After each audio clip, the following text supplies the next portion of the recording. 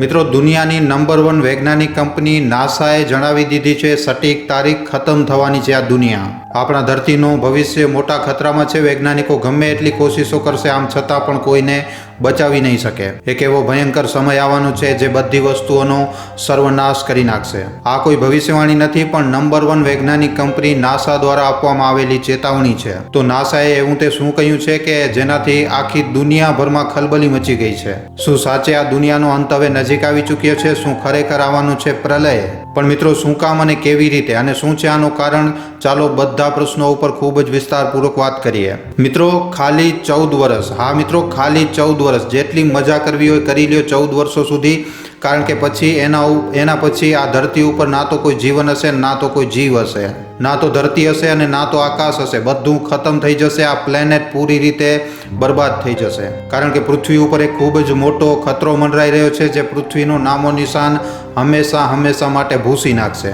અને મિત્રો, સૌથી મોટી વાત તો એ છે કે આવાવાળી આ પ્રલયથી બચવાનો રસ્તો દૂર સુધી ક્યાંય પણ નજર નથી આવી રહ્યો. એક બાજુ તો આ ખબરથી જ્યાં આખી દુનિયાભરમાં ખલબલી મચી ગઈ છે, ત્યાં આજે વિજ્ઞાન જગત પણ પોતાનો માથો પકડીને બેઠો છે. કારણ કે વૈજ્ઞાનિકોના અનુસાર આ જે ખતરો આવવાનો છે એનાથી પૃથ્વીને કોઈ પણ બચાવી નથી શકતો. આ આફત કોઈ માણસની નથી મિત્રો, પણ આ એક આકાશીય પિંડ છે.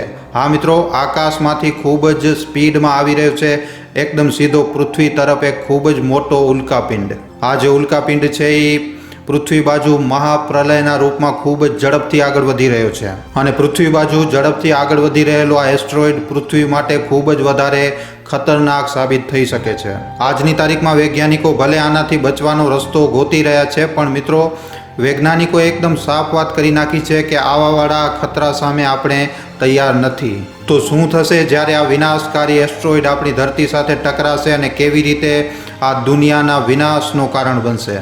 આવા બધા સવાલો તમારા મનમાં ચાલી રહ્યા હશે, પણ મિત્રો, આ સવાલોના જવાબ તો આજથી કરોડો વર્ષ પહેલાં જ મળી ગયા હતા. આજથી કરોડો વર્ષ પહેલાં આવા જ એક ઉલ્કાપિંડથી સદીઓથી ધરતી ઉપર રાજ કરી રહેલા ડાયનાસોરનું સામ્રાજ્ય પૂરી રીતે ખતમ થઈ ગયો. ડાયનાસોરનો અંત કરી નાખ્યો આ એસ્ટ્રોઇડે. હા મિત્રો, આજથી લગભગ 6.6 કરોડ વર્ષ પહેલાં પણ પૃથ્વી ઉપર કંઈક આવું થયું હતું. જેમ કે મિત્રો, આપણે ઘણી બધી પુસ્તકોમાં અને કહાનીઓમાં આપણે ડાયનાસોરના વિષયમાં ઘણું સાંભળ્યું છે. ડાયનાસોર કરોડો વર્ષ પહેલાં પ્રાચીન સમયમાં ધરતી ઉપર રહેતા હતા અને ત્યારે કોઈ પણ માણસની સભ્યતાનું અસ્તિત્વ આ ધરતી ઉપર નહોતો. તે સમયે આ ધરતી ઉપર રાજ હતો વિશાળકાય ડાયનાસોરનો. પણ મિત્રો, આ વિશાળકાય ડાયનાસોરની સાથે બીજા અનેક જીવોનો પણ તે સમય દરમિયાન એકદમ ખાત્મો થયો, અંત થઈ ગયો. અને આ બધું થયું એક એસ્ટ્રોઇડના કારણે, એક ઉલ્કાપિંડના કારણે. આખી પૃથ્વી ઉપર જે છે જંગલમાં આગ લાગી ગઈ. ખાલી એટલું જ નહીં, પણ આના કારણે સમુદ્રની અંદર ઘણી ઊંચી લહેરો બની, જેના લીધે એક પ્રચંડ સુનામી આવી, જેણે લગભગ ધરતીના અડધા હિસ્સાને ઢાંકી નાખ્યો પાણીથી. આ ડાયનાસોરના વિનાશનો એક ભયંકર દૃશ્ય હતો, જેના વિષયમાં વિચારીને જ એકદમ ગભરામણ થવા લાગે છે. આ ઉલ્કાપિંડે ખાલી એક જ ઝટકામાં બધું બરબાદ કરી નાખ્યું. બધી વસ્તુઓના નામો નિશાન આ દુનિયામાંથી ભૂંસી નાખ્યા. અને આ વાતથી આપણે સમજી શકીએ છીએ કે આવા ઉલ્કાપિંડ માણસની સભ્યતા માટે કેટલા વધારે ખતરનાક બની શકે છે. અને ના ખાલી માણસની સભ્યતા માટે, પણ પૃથ્વી ઉપર રહેલા તમામ જીવો માટે અને હરેક વસ્તુ માટે આ ઉલ્કાપિંડ ખૂબ જ વધારે ખતરનાક બની શકે છે. મિત્રો, જો જોવામાં આવે તો મોટી બીમારીઓથી પણ બચી શકાય છે, મોટા યુદ્ધોમાંથી પણ પસાર થઈ શકાય છે. પણ આ જે ઉલ્કાપિંડ હોય છે મિત્રો, ઉલ્કાપિંડ ઉપર કોઈનો કાંઈ પણ નથી ચાલતું. સરળ ભાષામાં કહેવામાં આવે તો આવી રીતની આફત આપણે માણસોને ખાલી ચૂટકીમાં આ પૃથ્વી ઉપરથી ખતમ કરી શકે છે. અને મિત્રો, ફરી એકવાર આવી રીતની જ આપદા આપણી સામે આવી રહી છે અને આનાથી બચવા માટે વૈજ્ઞાનિકોને પણ કોઈ રસ્તો નથી મળી રહ્યો. અને મિત્રો, ત્યાં સુધી કે વૈજ્ઞાનિકોએ તો પોતે આ એસ્ટ્રોઇડના ટકરાવાની તારીખ પણ આપી દીધી છે. અને નાસાના વૈજ્ઞાનિકોએ તો પોતે પણ આ એસ્ટ્રોઇડના વિષયમાં જાણીને દુનિયાને જણાવ્યું, કારણ કે આનાથી પહેલાં આ એસ્ટ્રોઇડને ક્યારે પણ જોવામાં નથી આવ્યું.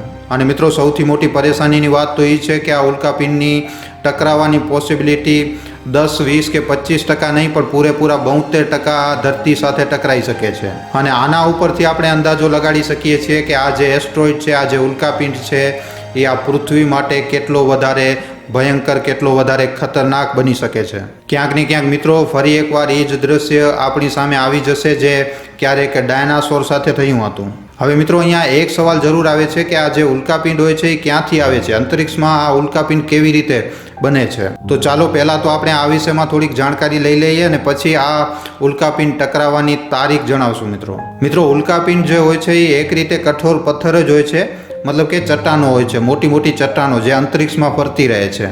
આ મોટી મોટી ચટ્ટાનો એક ગ્રહની જેમ જ સૂરજના ચક્કર લગાવતી રહે છે. આ જે ચટ્ટાનો હોય છે, આ જે ઓબ્જેક્ટ હોય છે એ ગ્રહથી ઘણા જ નાના હોય છે. અસલમાં આ એ ઓબ્જેક્ટ છે જે ના તો કોઈ ગ્રહનો હિસ્સો બની શકે અને ના તો કોઈ તારાનો. આપણા સૌરમંડળમાં રહેલા સૌથી વધારે એસ્ટ્રોઇડ જે છે એ મંગળ ગ્રહ, માર્સ અને જુપિટરની એસ્ટ્રોઇડ બેલ્ટમાં ચક્કર લગાવે છે. આના સિવાય આવા ઓબ્જેક્ટ બીજા ગ્રહોની કક્ષામાં પણ ફરતા રહે છે અને ગ્રહની સાથે સાથે આ સૂરજના પણ ચક્કર લગાવતા રહે છે. આ ઉલ્કાપિંડોના નિર્માણ વિશે મિત્રો જણાવવામાં આવે છે કે લગભગ 4.5 અરબ વર્ષ પહેલા જ્યારે આપણી આ સોલર સિસ્ટમનો નિર્માણ થયો હતો ત્યારે ગેસ અને ધૂળના એવા વાદળો હતા જે કોઈ એક ગ્રહનો આકાર ન લઈ શક્યા અને એ પાછળ રહી ગયા અને પછી સમયની સાથે સાથે આ જ ચટ્ટાન મતલબ કે ઉલ્કાપિંડમાં ફેરવાઈ ગયા.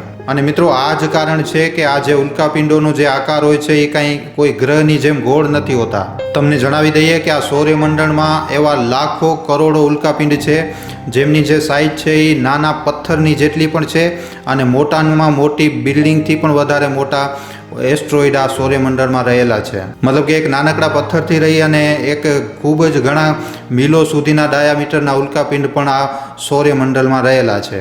અહીંયા મિત્રો એક વાત એ પણ છે કે ઘણા બધા લોકો ઉલ્કાપિંડ અને એસ્ટ્રોઇડને એક જ સમજે છે, પણ આવું નથી. તમને જણાવી દઈએ કે એક એસ્ટ્રોઇડ જે ઘણા સૂરજનું ચક્ર લગાવી અને પડે છે અને પછી જે એનો હિસ્સો જે બચી જાય છે એને ઉલ્કાપિંડ કહેવામાં આવે છે. અને જે ક્ષુદ્ર ગ્રહ એસ્ટ્રોઇડ હોય છે એ પૃથ્વી ઉપર ટકરાવાથી પહેલાં સળગી જાય છે. તો મિત્રો અહીંયા સુધી આપણે ઉલ્કાપિંડોના વિષયમાં અને આનાથી મચવાવાળી તબાહીના વિષયમાં જાણી લીધું. હવે આપણે એ તારીખને જાણીએ જેની ભવિષ્યવાણી નાસાએ કરી છે. મિત્રો 20 જૂનની વાત છે જ્યારે નાસા અને નાસાની સાથે બીજી ઘણી વૈજ્ઞાનિક કંપનીઓ એ જાણવાની કોશિશ કરી રહી હતી કે જો એસ્ટ્રોઇડ આપણી બાજુ આવે તો એનાથી બચવાના શું રસ્તા છે. પણ અહીંયા મિત્રો વૈજ્ઞાનિકોની સામે ખૂબ જ મોટી આફત આવી ગઈ, કારણ કે વૈજ્ઞાનિકોની નજર એક એવા ઉલ્કાપિંડ ઉપર ગઈ જે હજી સુધી ક્યારે પણ નજરમાં નથી આવ્યો. પછી મિત્રો આ મોટા ખતરો આવવાની અને આનાથી પૃથ્વીને કેટલો ખતરો છે એની કેલ્ક્યુલેશન કરવામાં આવી અને આના પછી ખબર પડી મિત્રો કે આ એસ્ટ્રોઇડના આ ઉલ્કાપિંડના પૃથ્વી સાથે ટકરાવવાના ચાન્સ જે છે એ 72% છે મિત્રો. અને આ મોટી ઘટના ઘટવામાં મિત્રો લગભગ 14 વર્ષનો સમય હજી પણ લાગશે. પણ મિત્રો અહીંયા સૌથી વધારે જે ડરનો માહોલ બનાવી રહી છે એ છે તારીખ જે નાસાએ પોતાની રિપોર્ટમાં આપી છે. નાસાની રિપોર્ટ અનુસાર મિત્રો આ એસ્ટ્રોઇડના નીકળવાની જે તારીખ હશે એ હશે 12 જુલાઈ 2038 અને આવી રીતે આ એસ્ટ્રોઇડના પૃથ્વીની નજીક આવવામાં હજી 14 વર્ષની વાર છે. એક રિપોર્ટના અનુસાર આ ઘટનાનો સમય પણ જણાવવામાં આવ્યું છે. ખબરોના અનુસાર નાસાએ આની સટીક તારીખ અને સમય જણાવ્યું છે. નાસાએ મિત્રો 12 જુલાઈ 2038ના રોજ 2:25 પૃથ્વી સાથે આ એસ્ટ્રોઇડ ટકરાવવાની વાત કહી છે. મતલબ કે પૃથ્વી સાથે ડાયરેક્ટ ટકરાવવાની નહીં પણ ટકરાઈ શકે છે એવી સંભાવના વ્યક્ત કરી છે. પણ હવે મિત્રો આપણને એ પણ જોવાનું રહેશે કે આવનારા 14 વર્ષોમાં શું વિજ્ઞાન જગત આ ઉલ્કાપિંડથી ધરતીને બચાવવાનો કોઈ રસ્તો કાઢશે? શું આપણી આ પૃથ્વી હંમેશા માટે ખતમ થઈ જશે? શું થશે 12 જુલાઈ 2038ના 2:25? મિત્રો આ વિષયમાં તમારું શું કહેવું છે નીચે કોમેન્ટ સેક્શનમાં લખીને જરૂર જણાવજો. જો આજનો આ વિડીયો પસંદ આવ્યો છે તો વિડીયોને ખાલી તમારા સુધી સીમિત ન રાખતા તમારા મિત્રો સાથે, પરિજનો સાથે, વોટ્સઅપ ઉપર, ફેસબુક ઉપર, યુટ્યુબ ઉપર જેટલો બની શકે વધારેમાં વધારે આ વિડીયોને શેર જરૂર કરજો. તો આજના વિડીયોમાં આટલું જ. હવે આપણે મળીશું ફરીવાર એક નવા વિડીયો સાથે. ધન્યવાદ.